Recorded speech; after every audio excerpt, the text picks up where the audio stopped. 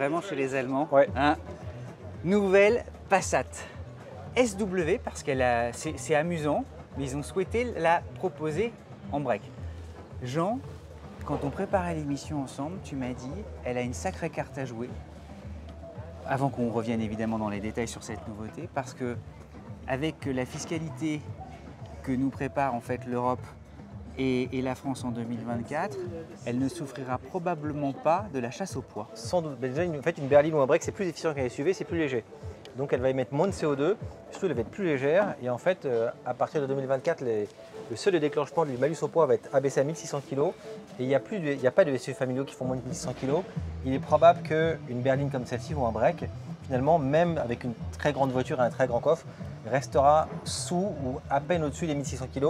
Et donc aujourd'hui, pour ceux qui veulent des voitures 100% thermiques, qui ne peuvent pas recharger leur voiture, qui n'ont pas accès à une prise, finalement, la seule solution pour avoir un véhicule thermique qui reste fiscalement acceptable, c'est de prendre une voiture un peu plus basse et un peu plus légère, comme une berline ou un break.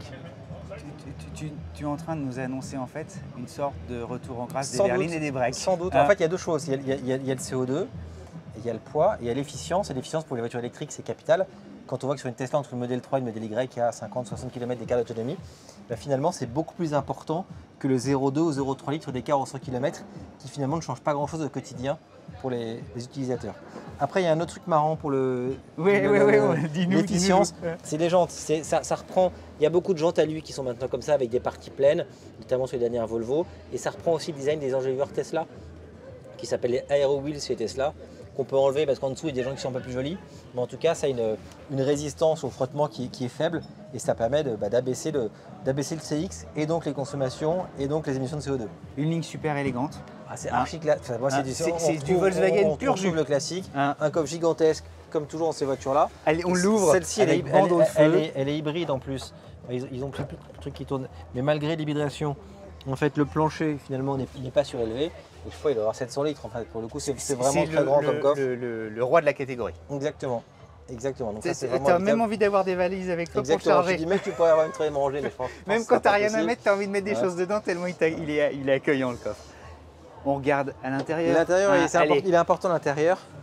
Parce que là aussi, raffinement supplémentaire, surpiqûre, plastique exactement. moussé. En fait, le Volkswagen remontre un peu qui est le maître, quoi. Je trouve qui est le chef, qui est le patron. Là, je trouve que déjà, c'est beaucoup plus soigné que certaines Volkswagen qu'on a pu voir. Il y a le retour de quelques boutons sur le volant. Fini les touches tactiles.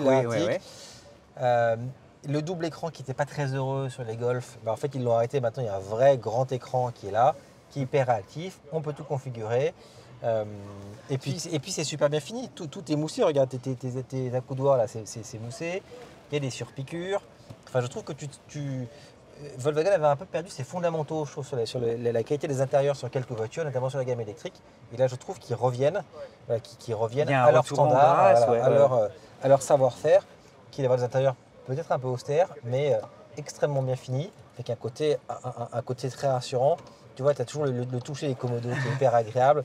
Voilà, le petit plastique, le petit cuir avec des trous, là, comme sur les Audi S-Line. Voilà, tu te retrouves à nouveau en territoire connu chez Volkswagen. Elle te prend dans les bras, tu sais, elle te dit voilà, j'ai pu un peu te quitter, mais en fait je reviens. Voilà, je reviens. Après, la précédente Passat, quand elle est sortie, je crois qu'elle a été élue voiture de l'année. Quand elle est sortie, elle avait très bonne presse. Et en fait, elle s'est très peu vendue parce qu'elle a été complètement happée par le succès des SUV. Ça va peut-être être le retour de la Passat.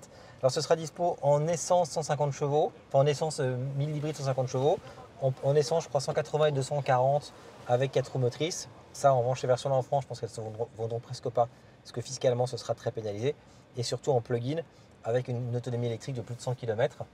Ce qui est génial. Donc, et ça reste aussi en diesel, parce que ça ces voitures-là pour faire de la route.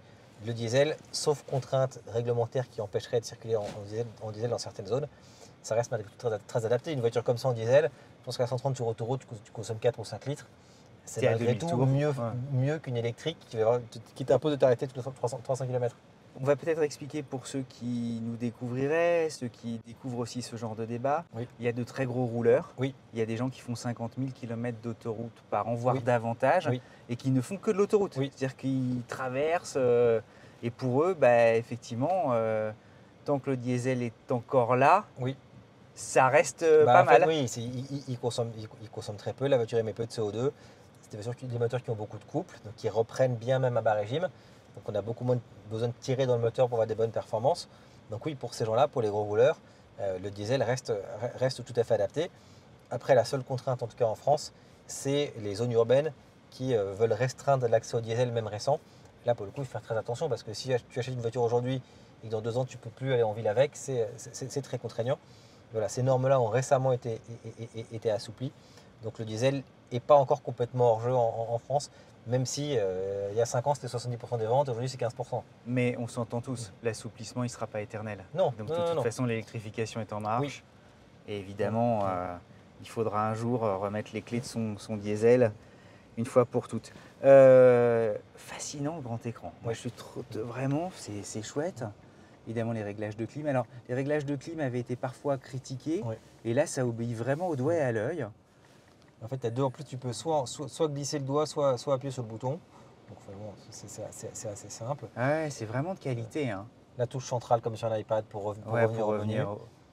Ouais, c'est une sacrée Tu voiture. as vu la place à l'arrière ou pas? Et on monte derrière juste pour s'amuser. Allez, parce que c'est une voiture familiale, on vous dit ça, mais... Et le bleu aussi, c'est chouette qu'il l'expose en bleu foncé. On a une finition plutôt sympa, on a une airline et tout. Ah ouais. Alors moi je suis pas très grand, mais je l'ai réglé quand même pour moi à l'avant. Là j'ai Non, quand même de la place, comme un mini. ouvrant panoramique, ouvrant, génial. Et là ils ont mis de l'Alcantara, là c'est vachement, un genre d'Alcantara. Ah ouais, non mais ça c'est top. Franchement c'est très bien. Hein. Et les doubles surpiqûres, je suis désolé, mais il y a un côté Rolls qui est top, Harman Kardon, ça Attends, fait après la chic. voiture elle est plus, je crois qu'elle fait 4,92 m, elle est encore plus grande que la précédente. Donc en fait elle est aussi longue qu'une Audi A6 avant, tu vois. Et il faut préciser qu'elle partage en fait la plateforme avec la prochaine Skoda Superb aussi. Exactement, qui elle sera dispo aussi en berline, pas uniquement en break. Donc il va y avoir une bataille familiale. Voilà. Il va y avoir un contentieux. Mais comme toujours sur la Superb, toi tu as un espace aux jambes qui est quand même très grand. Toi, tu peux régler ta clim à l'arrière. Enfin, tu as tes sièges chauffants arrière. Mais honnêtement, c'est très bien. Hein. PC à service.